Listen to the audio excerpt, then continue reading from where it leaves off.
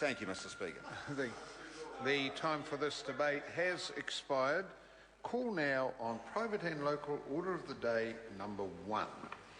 Waitaki District Council Reserves and Other Land Empowering Bill, first reading. Mr Speaker. Jackie Dean. Mr Speaker, I move that the Waitaki District Council Reserves and Other Land Empowering Bill be now read a first time.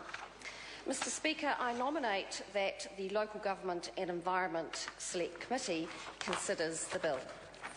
Mr Speaker, the items contained in this Waitaki District Council local bill have been a long time coming to this House, and although on the face of it, when you read the bill, the matters contained look relatively dry and of a legal nature, actually the impact on the people that it affects is quite strong, and so to those people who I have talked to, who the matters in this bill relates to, I am very pleased for their sake that tonight we have commenced the parliamentary part and the scrutiny of this local bill.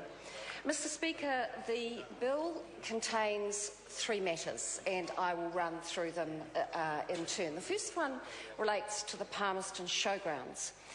This bill revokes the reservation of Part Lot 7, known as the Palmerston Showgrounds, under the Reserves Act of 1977, and vests ownership of that land in the Waitaki District Council. So the history of this item is that the Council entered into an agreement for sale and purchase of the Palmerston Showgrounds with the current lessees of the showgrounds in the year 2000.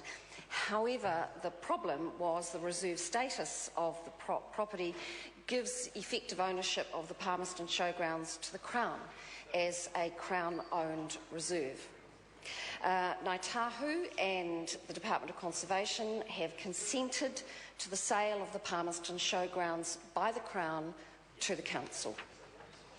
The Council, in turn now, or on the passage of this bill, considers it appropriate to regularise the current lessees, and so that is a family, to regularise their occupation of the Palmerston Showgrounds, and they're going to do that by revoking its reserve status, freeing it of all express and implied reservations or restrictions, which of course it has under the Reserves Act 1977, and vesting ownership of the property in Council, absolutely. Council may then consider selling the property to the current lessees. And so that is the first item contained in this bill. The second item is a lot in Oamaru Township itself, and that is Lot 1 under the Reserves Act, well, I won't give you the number, DP 345820 to be specific, and that will come under scrutiny by the Select Committee under the Reserves Act, and again vests ownership in the current registered proprietors. So the ownership won't be vested in the Council. This item in the bill vests ownership then with the current proprietors, who will then become the owners of that property. And I know that this particular part of the bill is really important to that family, who I know are very concerned that it goes through this Parliament. At the time that Council entered into an agreement for sale and purchase of the freehold of this property, that was in 2004. At the time, the Council was unaware of the reserve status of the property, which gave effective ownership of the property to the Crown. Ngāi Tahu again and the Department of Conservation have consented to the revocation of the reserve status and the ratification of the sale of the freehold property by the Council to the original registered proprietors, who will then, upon passage of this bill, become the owners, and will be very glad to do so.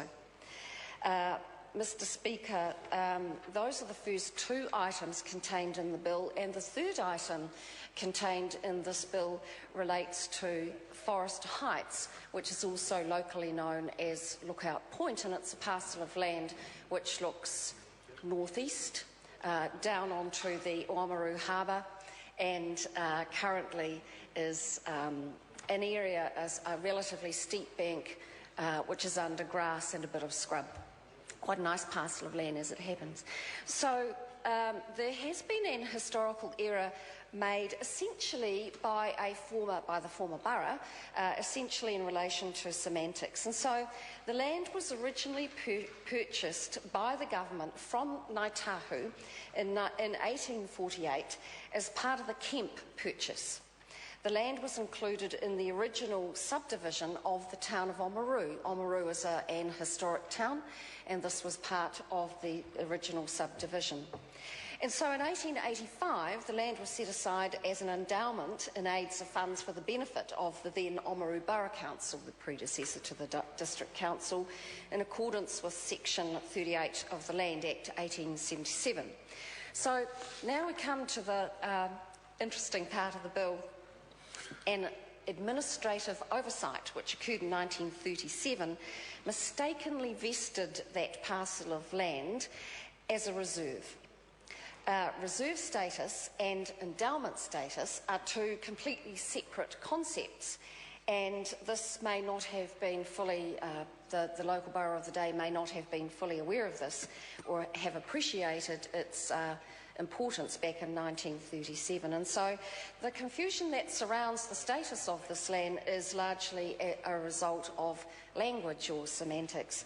The land was reserved as an endowment in 1885, but it was not intended that the land was ever to be classified as reserve itself, with the consequence encumbrances on that land, which have now become apparent with the passage of time. And so this bill addresses the clerical error made in 1937 by clarifying the status of the land as an endowment. So the Council, Waitaki District Council, have been working with Land Information New Zealand, together with Ngāi Tahu Department of Conservation, the Commissioner of Crown Lands. I have been involved, and also have the Parliamentary Council on this matter. All those parties have consented to the content of the bill and to the objectives of the bill. It's worth noting that Ngāi Tahu have taken considerable advice on this issue. They have confirmed to the Waitaki District Council that their view is that Council has a right to freehold title to the land, and it is therefore not subject to the Ngāi Tahu Claims Settlement Act in 1998. So there you have it, Mr Speaker, what on the face of it is a perhaps pedestrian and technical bill to do with three matters, but I can tell you that as far as I can tell the Speaker, that as far as the locals are concerned, this bill is of great interest, and I can assure the House that the Local Government Environment Committee will give it its closest consideration, and so I commend the bill to the House. The question is that the motion be agreed to. Phil Twyford. Mr Speaker.